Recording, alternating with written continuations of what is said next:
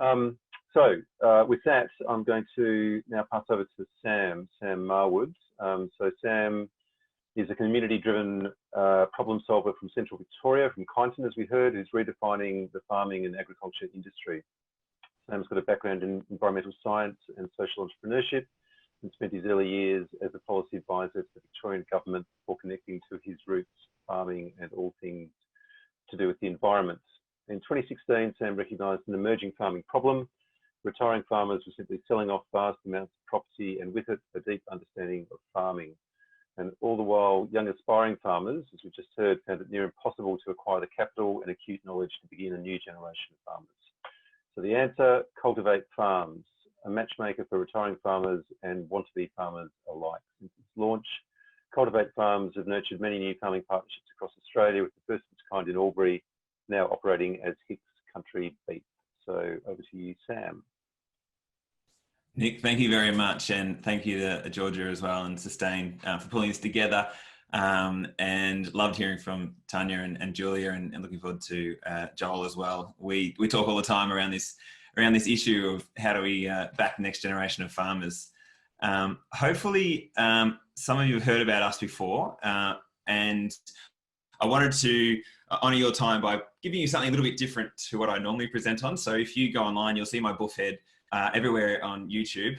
Well, it's on our YouTube anyway. We've got a lot of videos trying to give content and free content to you as aspiring farmers that's saying it is possible to own your farm. And I'll give you some background around why we're looking to this through this presentation. But the purpose of this presentation is I want to be a bit provocative. I've had 5 years with Tim and Tegan, the co-founders, hearing from aspiring farmers, retiring farmers, investors, communities, ag industry. And I was thinking, well, imagine if I did a presentation pretending I was you, i.e. someone wanting to own a farm and farm, because I am just not a farmer. I got kicked off our family farm because I think I'm useless. But I love the idea of backing other farmers, and that's, I guess, my passion. So I'm thinking I'll write this as if I were an aspiring farmer. I wanted to own my farm, and that's what I'm going to go through here. Hopefully there's a bunch of practical, maybe a little bit cheeky, a bit out there ideas, but I want to provoke you and say it is possible. Don't sit around thinking it is impossible. Absolutely, it's possible to own your farm if that is your vision. And ownership, we can unpack what we mean by ownership, but I can't go through everything in 15 minutes. And hopefully this is a taster to keep you going with your farm ownership dreams. And glad Tanya and Julia could talk first, because they've set the scene really beautifully with that research they've been working on, which is amazing. So the outline, I'll talk about Cultivate Farms. I'll then go through if I were an aspiring farmer, and really the main point of this, I want to give you a stack of practical ideas that you could implement right now. So make sure you get your phones out, write down, type. Hopefully there's a few bits of gold here that you can pick up and run with if you do want to own your farm. The key points I'm going to emphasize throughout is that you need to be farm ready. If you want to own a farm, that's a big ask. To get there, I'll talk about is being matched with people. Either you go and make millions of dollars, that's one way, which is pretty hard. The other way is to share ownership. So you need to get out in front of retiring farmers, investors, and they're the ones who can back you and co-own a farm with you. But you've got to be good enough. So make sure you're farm ready.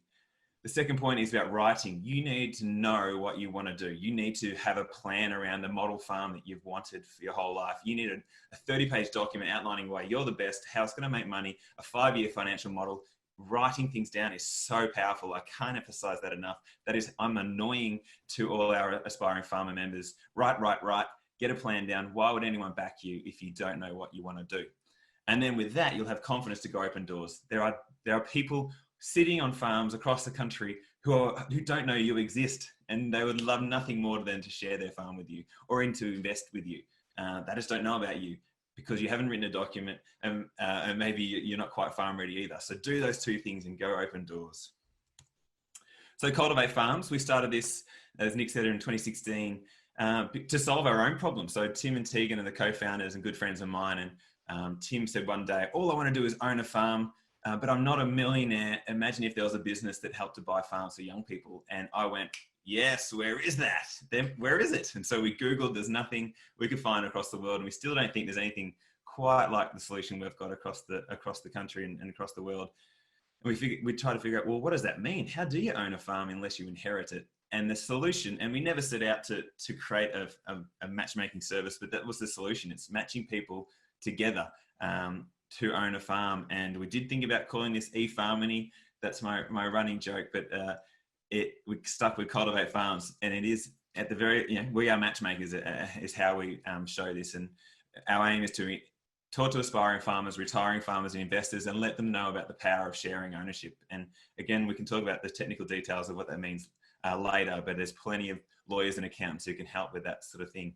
Our goal, though, is to connect an aspiring and retiring farmer who have the same values and want to share ownership, or an aspiring farmer and investor who want to co-own a farm together, or all three together. So whatever combination, we don't care. Our goal is to match like-minded people together. And it is focused on relationships. It is like getting married. You need to make sure you're really committed and you want to do this, because selling your farm and walking away in one way is really easy, because you don't have to worry about a relationship ongoing. But because you're sharing, that relationship is so central. So there's a photo of Tim and Tegan and their 4 kids. Our mission, a lot of what we do is breaking down barriers, and that's mental barriers. So probably some of you are sitting there going, as if I can own my farm. Didn't we just hear that it's expensive and I'm not a multi-millionaire? So we think it is possible, and mainly it's around breaking down your mental barriers and these excuses and these ideas you have that it's not possible because you haven't seen someone else do it. We are making these matches. There are big things coming. You've got to be ready. So we spend most of the time creating content, talking to people and saying, oh, what if you tried this? What if you do this? Why put a no in someone else's mouth? People say, no, I can't ask for that. I can't talk to that retiring farmer. As if they would want to back me. It's like, well, have you asked them? So a lot of that is, so they're breaking down the barriers is what we do. Our momentum, we've got an online database of 1,200 aspiring farmers. So please jump on there if you want to farm. We do have investors and retiring farmers headhunting on that platform. I had an email last night. Can I contact this person? I'd like to invest in a farm with them. So please get your profile up there. It's pretty easy and it's straightforward. And we use that to send to our retiring farmers and investors. We've made 14 matches. We've got about 25 ready to be matched. We've got a cultivator program, which is, we've got an investor who's ready to back another farmer. They've already backed one farmer. We've got 10 farmers at the moment pulling a pitch together, and that investor will back one of those 10. And hopefully we'll get more investors, I'm pretty confident, over the next few months. Attention is growing. People are finding out about us even across the world. We're solving a problem, the biggest problem we think in regional Australia, which is keeping young people on the land and attracting them. And ownership is the biggest driver, and they can't do it. So we're helping to solve it. And then this last one here, investors are uncovered. Like, there are people all over the country. Your next door neighbor might be an investor. Your parents, there's equity crowdfunding. There's money everywhere that is available. People just don't know about it, and that you need to be the one to tell them and be ready for those people who could potentially back you. So I'm going to talk about, what would I do if I wanted to own a farm, given I've learned all this and seen all these case studies and helped pull these deals together. So why would I be so confident? It's because I only need to convince one retiring farmer. How many farmers are there in Australia? 80,000 or something like that. I've just got to convince one of them that I'm good enough and to share ownership. And so I'm going to be out there hustling to find 100 of them and meet them and build a real relationship, so that hopefully one of them one day will want to share their ownership and do a vendor finance deal or a lease to buy. I would be so confident because this is what I want. I'm not going to let anyone stop me chase this dream. And that's what I find so often. People are like, oh, I'm worried about what other people are going to say. How much do you want it? Why let other people stop your dream? And that's what I would be very, very confident that I want it. I want to deal with the hassle of getting up at 3 a.m. and pulling carbs or whatever it is. I want it. And now that's going to drive me to keep doing it. I'll be confident also because there are people with money. There is money available. This isn't about just matching with anybody, and finding those investors isn't easy as well. But I know it's out there, and I'll make sure I'd find someone whose values aligned and likes me. And I've seen others succeed. So there are case studies out there. We're trying to highlight them. These matches, these things happen all the time without us. We're trying to get them. Farmers are they're not very boastful people. So getting their stories is tricky, but we're trying to get as many stories to show you that you can share ownership and you can own your farm. So how am I going to do it? I'm going to get farm ready. I'm going to be persistent. I'm going to be annoying. I'm going to be at every dinner party telling people I'm going to own a farm so the opportunities come to me. But also I'm going to be patient. I know this is going to take years, but every day I'm going to wake up trying to think of a way to get onto my farm. What I want to co-own a business and land. So that's my goal. I want to be able to buy the land and part of the business and increase my equity over time. I want 5,000 acres in central Victoria. That's northern, central Victoria. I don't really want this, but I'm just trying to show what your vision might be. And I know I've got to convince retiring farmers. I want to find a farmer who's willing to share ownership and me to buy in a little bit and run the business with them. Or I'd like an investor, someone who I know, who I've built a relationship with, or who's found out about me and wants to back me.